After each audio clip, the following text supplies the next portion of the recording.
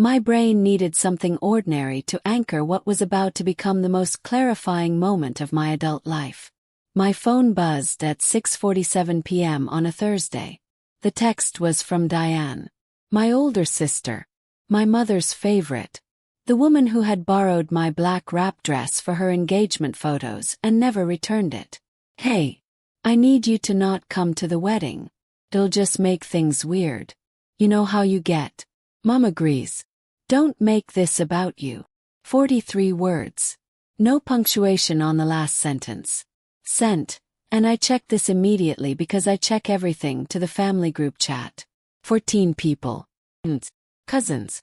Our father's brother, Uncle Gerald, who still mailed me a birthday card every April without fail. 43 words. 14 witnesses. The fluorescent light above my car flickered once, then held. I sat very still. Then I opened a new note on my phone and typed one line. Document everything. Here is what Diane has never understood about me, what my mother chose to actively forget, and what becomes critically relevant in approximately 6 weeks. I am a forensic real estate auditor, not a bookkeeper, not a paralegal with a nose for numbers. A forensic auditor, which means I am specifically, professionally trained to find the lie buried inside a legal document.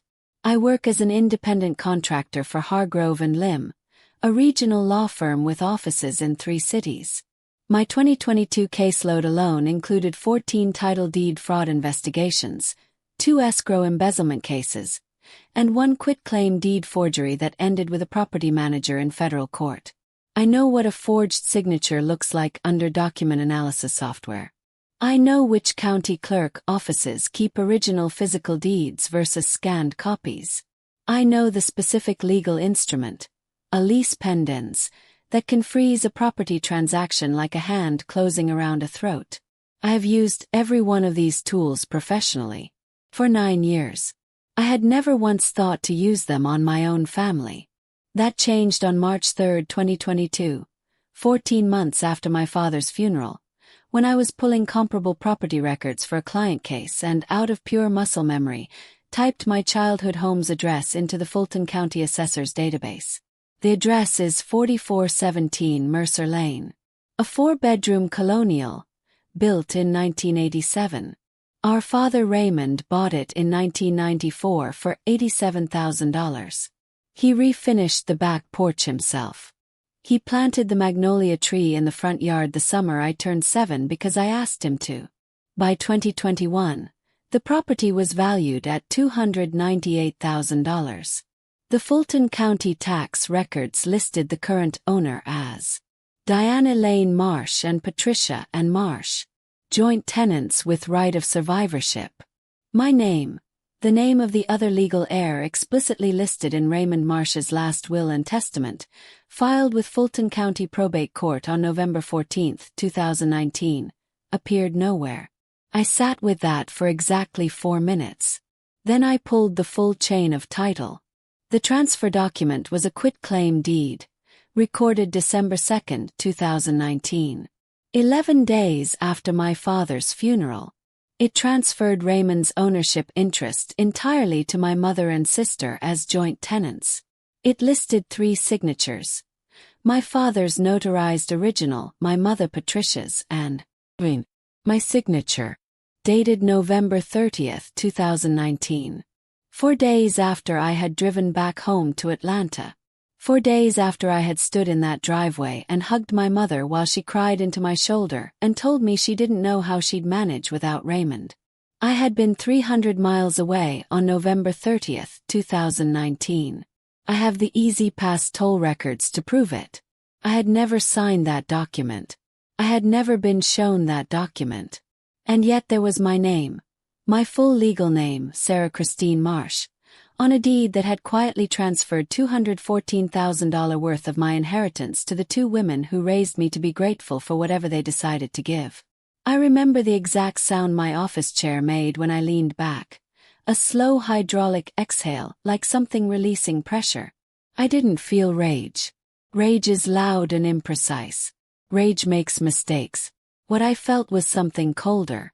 Something I recognized from my professional life. Orientation. I knew exactly what had happened. I knew exactly what kind of case this was.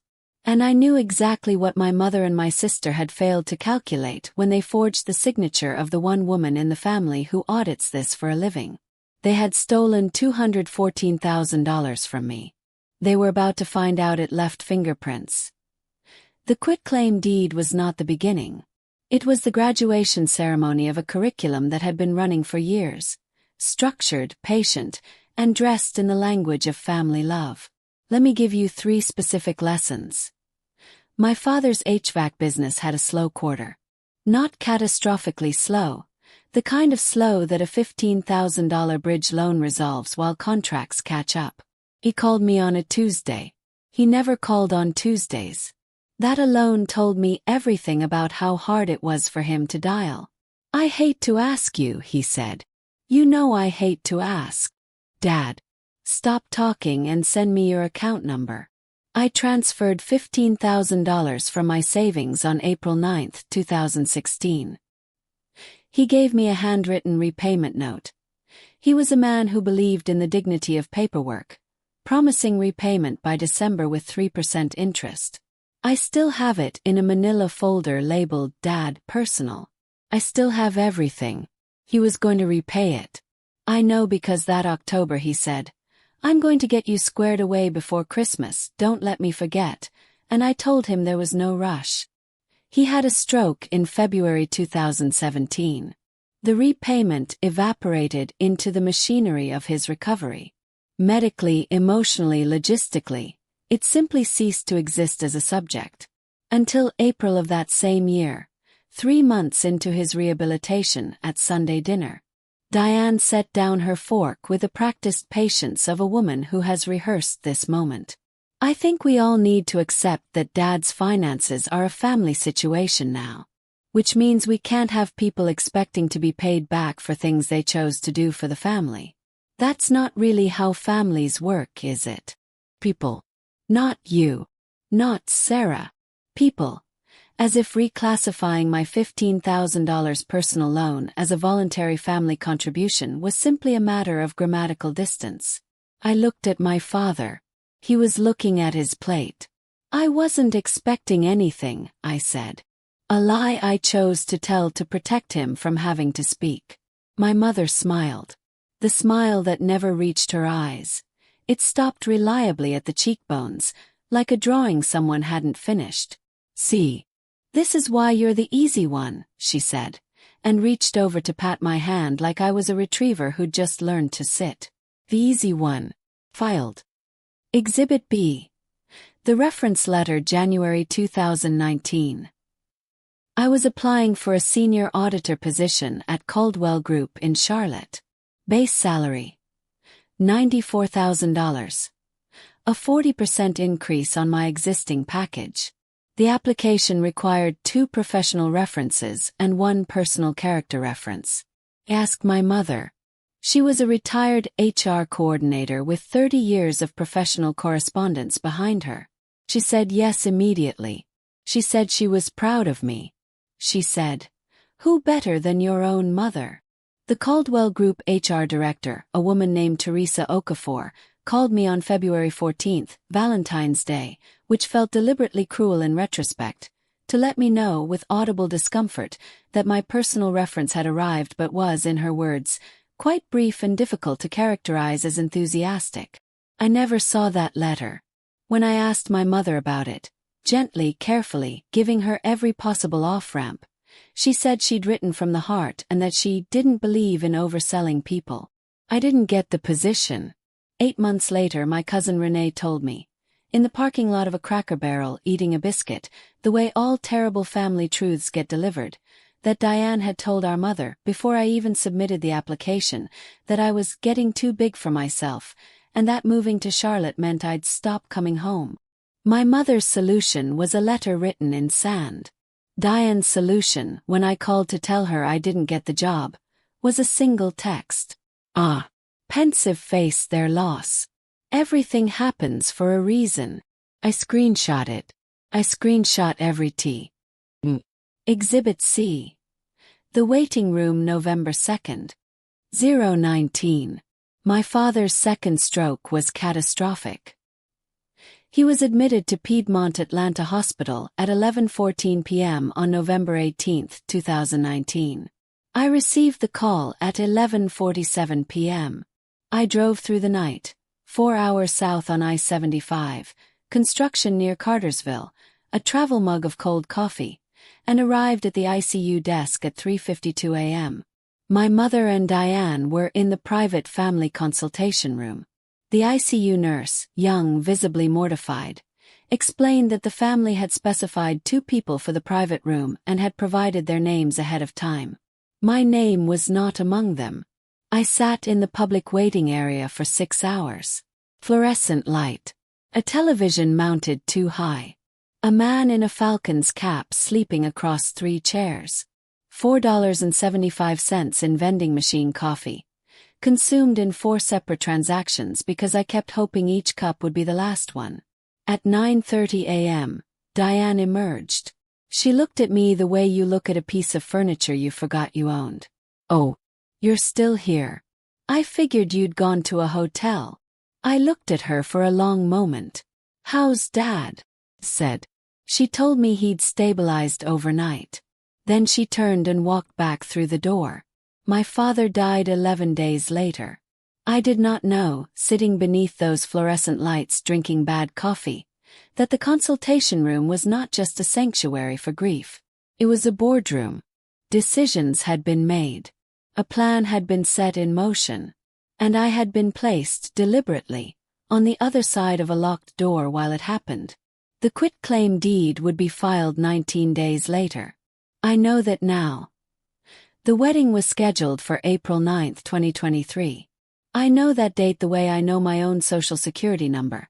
Not because I was invited to help plan it, but because it was announced at Diane's engagement party 6 months earlier, projected onto a craft paper backdrop in copperfoil calligraphy, while I stood near the cheese board holding a glass of Pinot Grigio I hadn't touched.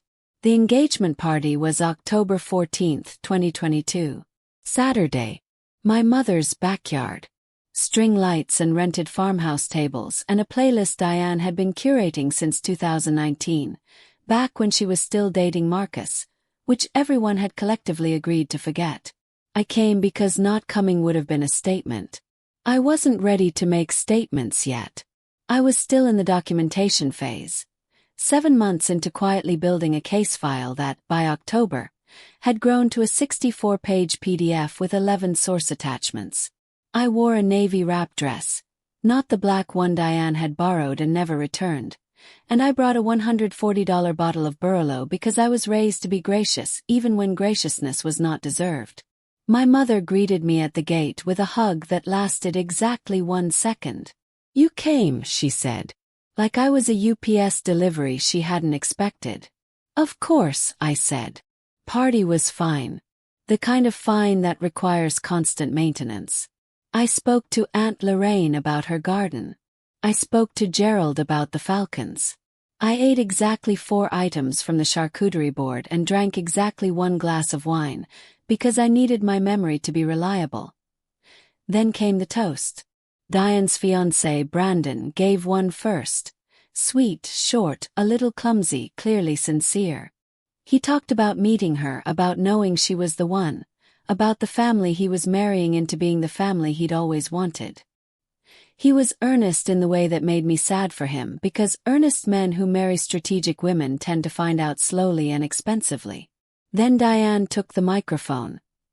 She thanked her vendors. Her bridesmaids. 5 of them, names I didn't recognize. She thanked Brandon's parents. She thanked her mother at length, with a prepared speech that included the phrase, "My rock, my North Star, my blueprint for womanhood," while my mother wept with the practiced elegance of a woman who had rehearsed this moment in bathroom mirrors. Then Diane looked directly at me, across the string lights and the rented tables and the 34 assembled witnesses, and said, "And I want to thank my little sister, who I know finds big family moments hard, who gets overwhelmed by emotion sometimes, but who I really hope, is learning to handle the important things like an adult." She smiled. She raised her glass. Everyone raised their glasses. I raised mine. I smiled back at her with every muscle in my face and none of the ones behind it. Learning to handle the important things like an adult. In front of 34 people. Including Uncle Gerald. Including Brandon's parents, who had met me 11 minutes ago. I drove home at 11:15 p.m. I did not cry in the car. I turned on a podcast about municipal bond fraud and listened to it for the full 47-minute drive, because I needed my brain to stay where it was most useful. When I got home, I opened my laptop. I opened the email thread with my attorney, Margaret Osei-Escu, a real estate litigation specialist I had retained quietly in September 2022, paying her $3,500 retainer from a personal account Diane didn't know existed. I typed, "Margaret, I'm ready to move to the next phase. Call me Monday." Then, 3 weeks later, on November 4, 2022, the family group chat buzzed. Diane's message arrived at 8:23 a.m. Big news. Brandon and I just had our offer accepted on a house. Closing date February 28th. So excited for this next chapter.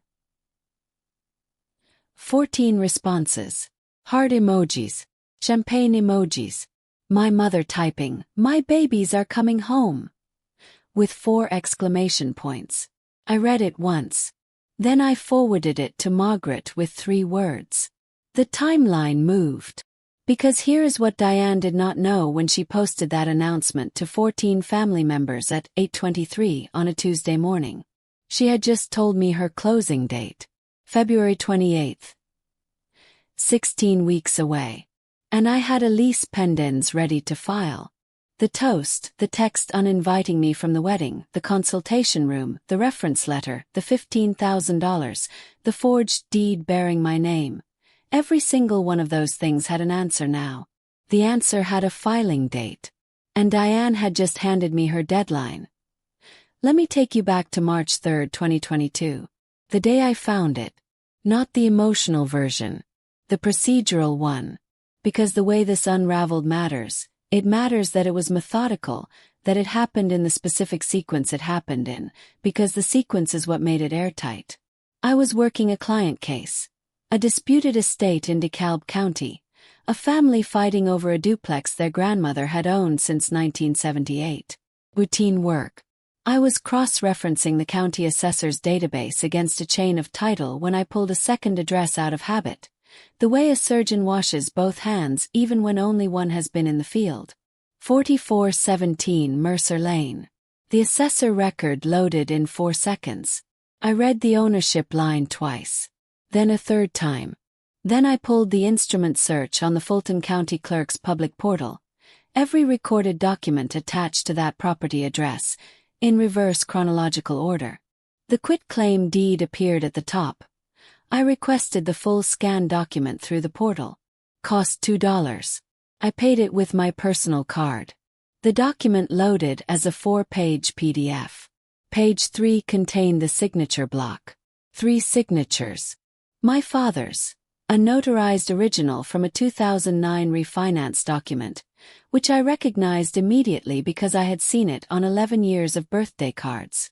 My mother's, looping, left slanting, consistent with every check she'd ever written. And then mine. Sarah Christine Marsh. I have signed my name approximately 12,000 times in my adult life. I know what my signature looks like the way I know what my face looks like. The signature on page 3 was a competent forgery. Someone had practiced it, but it had 2 tells that I caught in under 90 seconds. First, the pressure distribution. My natural signature applies heavier pressure on the upstroke of the capital S and releases on the descender of the H. The forged signature did the opposite. Heavier on the downstroke, lighter on the ascent. A right-handed person imitating what they thought my signature looked like, rather than reproducing the muscle memory behind it. Second, the date notation.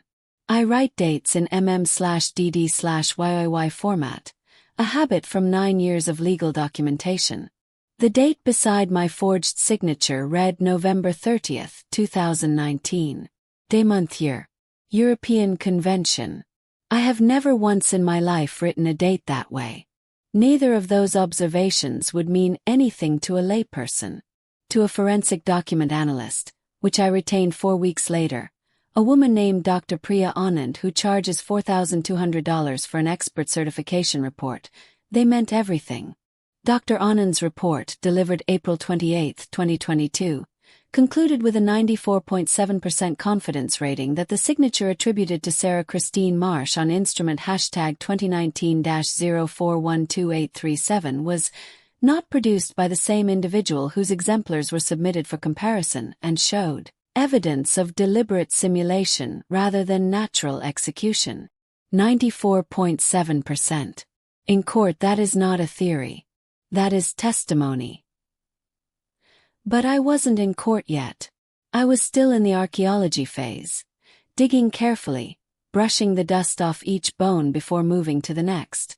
I pulled my father's original last will and testament from the Fulton County Probate Court archives. Filing fee, $1 per page, 14 pages. The will was explicit. The estate, including 4417 Mercer Lane, was to be divided equally among his 2 daughters and his wife Patricia. 1/3 each. My 1/3, valued at approximately $99,333 at 2019 market rates, conservatively, had been transferred away from me 11 days after his funeral using my forged signature. The remaining value, accounting for appreciation between 2019 and 2022, brought my stolen equity to $214,000. I built the timeline in a spreadsheet.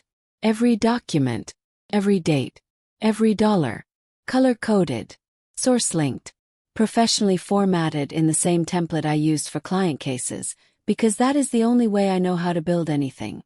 Then I sent the spreadsheet, Dr. Anand's report, and the probate filing to Margaret Osei. Her response came at 7:41 a.m. the next morning. Sarah, this is one of the cleaner fraud cases I've seen in 14 years of practice. We need to talk today. I read that email 3 times. Then I made coffee and went to work. The first rule of leverage is this. The moment your target knows they are being hunted, they become unpredictable.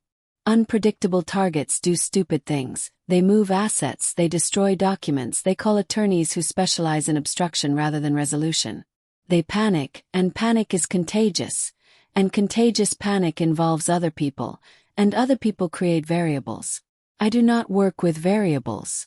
I work with constants. So from March 2022 to March 2023, 12 months, I conducted what Margaret would later call the most methodically prepared plaintiff case I have handled in private practice.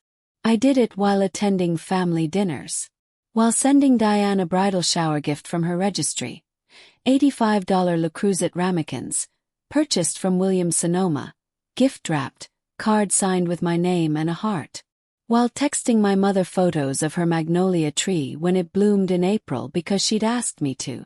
Smiled. I showed up, brought wine, and I built the trap one document at a time. Move 1. The quiet title action.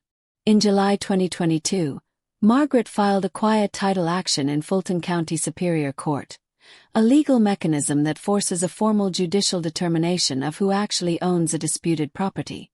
Unlike a lawsuit filed with immediate notice, a quiet title action begins with a research phase during which the opposing party is not yet served. We had approximately 60 days of invisible motion.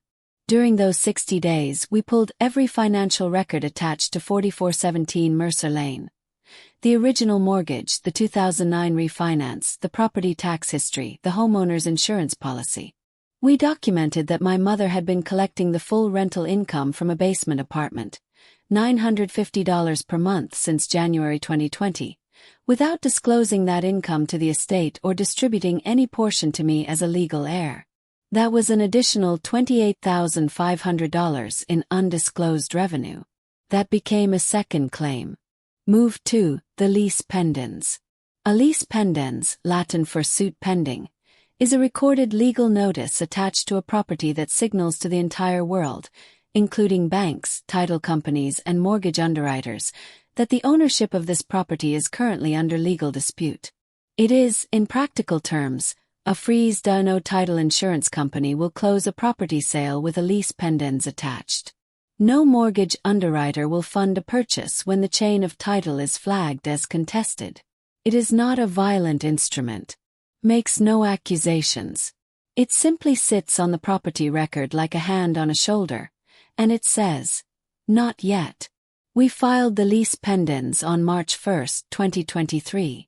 Diane's mortgage for her new house, a 3-bedroom Craftsman indicator she and Brandon were purchasing for $387,000, was scheduled to close on February 28. She had already missed that window for an unrelated appraisal delay. Her new closing date, confirmed by Brandon's excited text to the family group chat on February 22, was March 15. We filed 14 days before her closing. Move 3, the DA referral. Forgery of a legal document in the state of Georgia is a felony under OCGA Section 16-9-1. Execution of a fraudulent deed is a separate felony under OCGA Section 44-2-43. Both carry potential prison sentences. On March 3, 2023, exactly 1 year to the day after I first pulled that county assessor record, Margaret and I submitted a formal criminal referral packet to the Fulton County District Attorney's Office. The packet included Dr. Anand's forensic signature analysis, the certified probate filing, the original quitclaim deed, my Easy Pass toll records for November 30, 2019, and a 22-page timeline memorandum Margaret had prepared. The DA's office acknowledged receipt on March 7, Move 4. The wedding. Diane's text arrived on March 21, 6 days before the April 9 ceremony. "Hey, I need you to not come to the wedding. It'll just make things weird." I read it in that parking garage. I sat very still. And then I understood, with a specific clarity that only comes when a plan you have spent 12 months building suddenly finds its perfect final coordinate, that Diane had just made a decision she would not be able to undo. She had put it in writing, in a group chat, in front of 14 witnesses. She had publicly excluded me, the defrauded legal heir, the plaintiff in an active civil suit, the woman whose forged signature sat in a county database, 6 days before a wedding that 120 people would attend. She had handed me the stage. I called Margaret that night.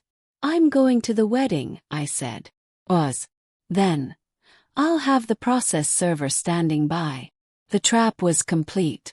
12 months of silence, documentation, and patience. Every move invisible, every document certified, every claim filed and acknowledged. And now the entire mechanism was cocked and waiting. Diane wanted a wedding. I was going to give her one she would remember for the rest of her legal proceedings. April 9, 2023.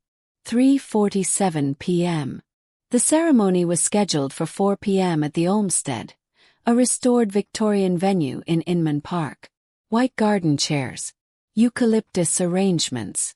A string quartet playing something from Vitamin String Quartet's Spotify catalog. I arrived at 3:47 in a charcoal crepe blazer and black wide-leg trousers. Professional. Understated. The kind of outfit that reads as serious in a photograph. Margaret's associate, a process server named David Kwan, was positioned near the parking entrance in a gray suit. We had coordinated the timing down to the minute. I walked in through the main entrance. The venue coordinator, a young woman with a clipboard, moved toward me with the practiced smile of someone about to deliver uncomfortable news. Before she could speak, I handed her my business card. "I'm Sarah Marsh," I said. "I'm the plaintiff in an active civil suit involving this family. I am here as a guest of the groom's parents, who were kind enough to extend an invitation when I explained the situation." Brandon's mother, Carol Whitfield, a woman I had called on March 24, gently, factually, without drama, had said after a long silence, "Honey, you come." The coordinator looked at my card. She looked at me. "Of course," she said, and stepped aside. I was seated on the groom's side, third row, aisle seat. I folded my hands in my lap. I watched the string quartet. Breathe. At 3:58 p.m., Diane entered the vestibule for her processional staging. She saw me at 3:59. I know this because the coordinator told me later that Diane had stopped walking entirely and had to be gently restarted by her maid of honor. I did not turn around. I heard it in the change of sound behind me. A murmur, a pause, a mother's sharp intake of breath that carried all the way to the third row. I looked straight ahead. The ceremony proceeded. At 4:47 p.m. before the recessional, David Kwan entered through the side door and served my mother, Patricia and Marsh, with a civil summons and quiet title action documentation. Quietly. With the neutral expression of a man who has done this 400 times. My mother looked at the documents. Then she looked up and found me across the white garden chairs. I held her gaze for 3 seconds. Then I looked away, because I had nothing left to say to her that wasn't already filed with the Fulton County Superior Court. The reception did not go well by all accounts. I did not attend it. The domino effect was already in motion before the cocktail hour began. By April 11th, Diane and Brandon's mortgage underwriter had confirmed the Lis Pendens on 4417. Mercer Lane made their Decatur closing untenable. Their rate lock expired April 30th.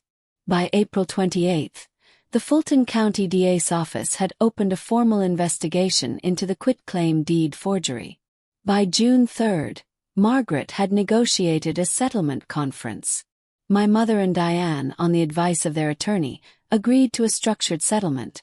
Full restoration of my 1/3 equity, $214,000, plus the $28,500 in undisclosed rental income, disbursed within 90 days. Total, $242,500.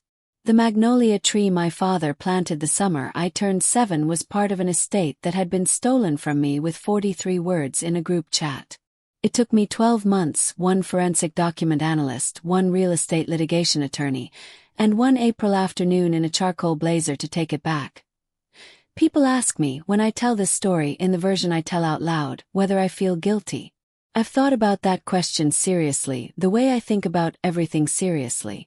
I've turned it over, examined it from multiple angles, given it the same forensic attention I give a document with questionable provenance. The answer is no.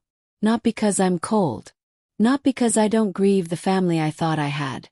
The one that existed before I understood the architecture of what I was living inside. I do grieve that.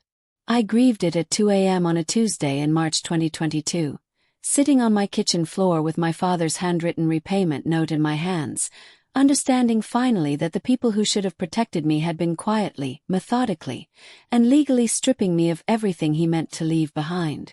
I grieved it. And then I got up. The $242,500 is in a high-yield savings account. A portion of it went to Margaret's final invoice, $18,400, worth every cent. A portion went to a down payment on a property of my own. A small portion, $1,200, went to a landscaping company that transplanted a magnolia sapling to my front yard. Same species. Same pink blooms in April. My father planted the first one for me. I planted this one for myself. I don't speak to my mother or Diane. That boundary was not made in anger. It was made in the same place all my best decisions come from. Documentation, patience, and the knowledge of exactly what I'm worth. If you made it to the end of this story, you already know why I documented everything. Here's what I want you to take from this. Your professional skills are not separate from your personal life. They are armor. The moment I stopped being a daughter trying to keep the peace and started being a forensic auditor reviewing a fraud case, everything changed. If someone in your family has ever made you feel like the easy one, like your silence was a resource they were entitled to withdraw from, I want you to save this video. And if this story hit different for you today, hit that subscribe button. Because next week, I'm talking about the 3 documents every adult should have on file before a parent passes. Documents that would have made my situation significantly harder to execute against me. The information is free. The peace of mind is priceless. I'll see you then.